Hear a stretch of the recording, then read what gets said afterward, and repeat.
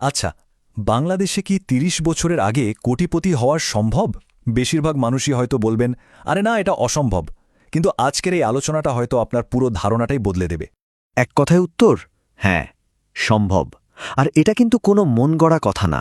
কারণ এই লক্ষ্যের পেছনে কোনো ম্যাজিক নেই, আছে একদম সাধারণ গণিত। এটা কোনো মোটিভেশনাল স্পিচও না, এটা একটা বাস্তবসম্মত ফাইন্যান্সিয়াল প্ল্যান। চলুন একটা বাস্তব উদাহরণ দিয়ে ব্যাপারটা বোঝা যাক। ধরুন রাফি নামের এক তরুণের কথা। বয়স ২৪, একটা চাকরি করে আর মাসে আয় করে ২৫,০০০ টাকা। আমাদের অনেকেরই তো ক্যারিয়ারের শুরুটা ঠিক এমনই, তাই না? তো প্রশ্নটা হলো, এই রাফি সে কি আগামী ৬ বছরের মধ্যে, মানে তার ৩০ বছর বয়স হওয়ার আগেই কোটিপতি হতে পারবে? উত্তরটা হয়তো আপনাকে অবাক করবে, কিন্তু হ্যাঁ, পারবে। তবে এর জন্য একটা সলিড প্ল্যান ফলো করতে হবে, যেটা আমরা এখন ধাপে ধাপে দেখব। আর এই পুরো প্ল্যানের পেছনে ম্যাজিকটা কি জানেন? সেটা হলো চক্রবৃদ্ধি সুদ, বা যাকে আমরা বলি কম্পাউন্ড ইন্টারেস্ট।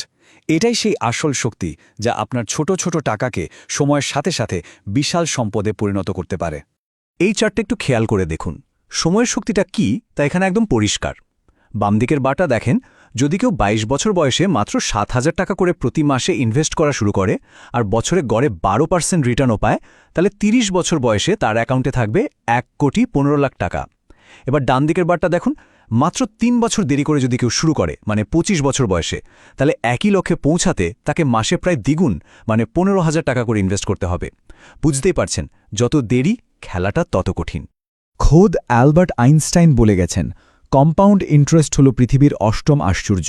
আর তিনি কিন্তু কথাটা এমনি এমনি বলেননি।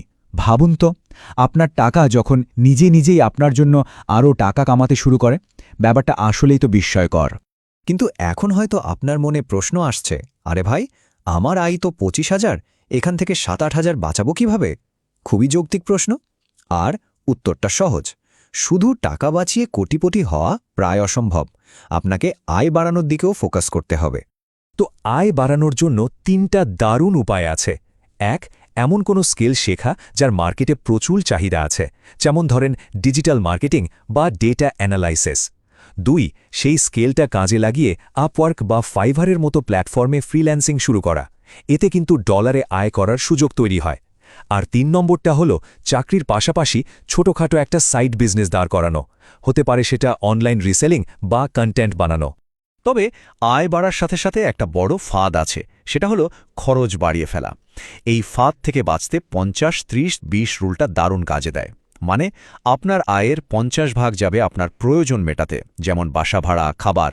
৩০ ভাগ থাকবে আপনার শখ বা বিনোদনের জন্য। আর সবচেয়ে জরুরি হলো বাকি ২০ ভাগ, এই টাকাটা মাস শুরুতেই সোজা চলে যাবে ইনভেস্টমেন্টে।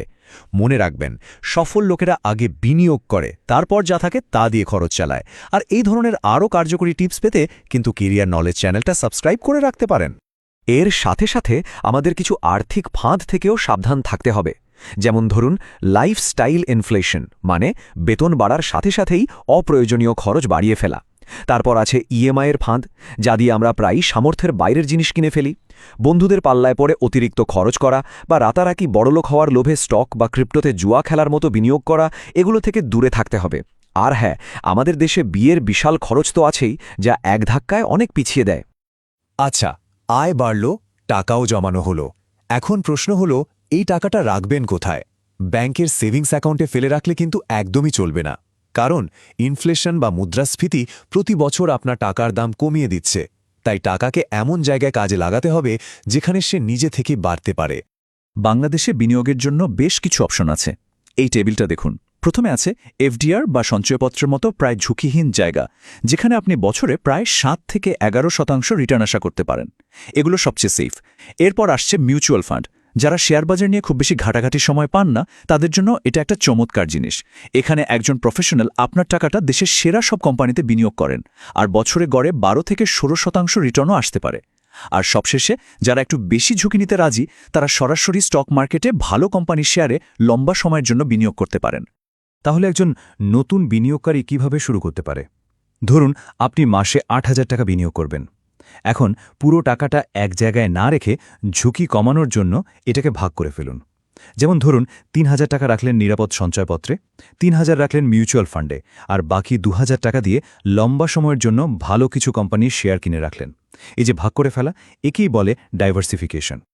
এতক্ষণ তো আমরা কি করতে হবে তা জানলাম, কিন্তু তার চেয়েও কঠিন হচ্ছে মানসিক শক্তিটা ধরে রাখা। কারণ সব প্ল্যান জেনে ফেলার পরও আসল যুদ্ধটা হয় নিজের মনের সাথে। ধৈর্যটাই এখানে আসল খেলা। বিনিয়োগের কিংবদন্তি ওয়ারেন বাফেটের এই কথাটা সবসময় মাথায় রাখা উচিত। শেয়ার বাজার আসলে অধৈর্য মানুষের টাকা ধৈর্যশীল মানুষের পকেটে পৌঁছে দেওয়ার একটা মেশিন।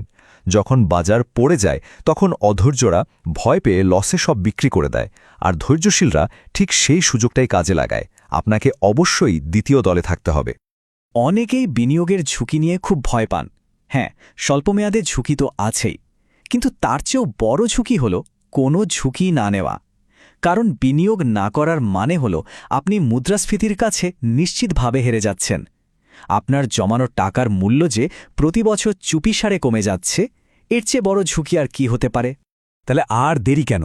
এই বড় প্ল্যানটাকে বাস্তবে রূপ দিতে চলুন আজই 3টা ছোট কাজ দিয়ে শুরু করি। 1. আজ রাতেই আপনার গত 1 মাসের আয় ব্যয়ের হিসাব লিখে ফেলুন। 2. এই মাস থেকে বেতন পাওয়ার সাথে সাথেই আয়ের কমপক্ষে 20% টাকা বিনিয়োগের জন্য আলাদা করে ফেলুন। আর 3. ইউটিউবের যে কোনো ফ্রি সোর্স থেকে আপনার পছন্দের একটা নতুন স্কিল শেখা শুরু করে দিন আজই। দেখুন, রাফির গল্পটা তো শুধু একটা উদাহরণ, আসল গল্পটা আপনার। রাফির মতো আপনার পক্ষেও কিন্তু এই লক্ষ্যে পৌঁছানো সম্ভব, যদি সঠিক সিদ্ধান্তটা আজই নিতে পারেন। কারণ শুরু করার জন্য আজকের চেয়ে ভালো দিন আর আসবে না। যদি কেরিয়ার নলেজের এই আলোচনা আপনার একটু উপকারে আসে, তাহলে আমাদের চ্যানেলটি সাবস্ক্রাইব করে এই যাত্রায় আমাদের সঙ্গী হতে পারেন। আর সবশেষে আপনার জন্য একটা প্রশ্ন রেখে যাচ্ছি, আপনার বর্তমান বয়স কত এবং আপনি কি এখনও বিনিয়োগ শুরু করেননি? আপনার উত্তরটা কমেন্ট বক্সে অবশ্যই জানাবেন।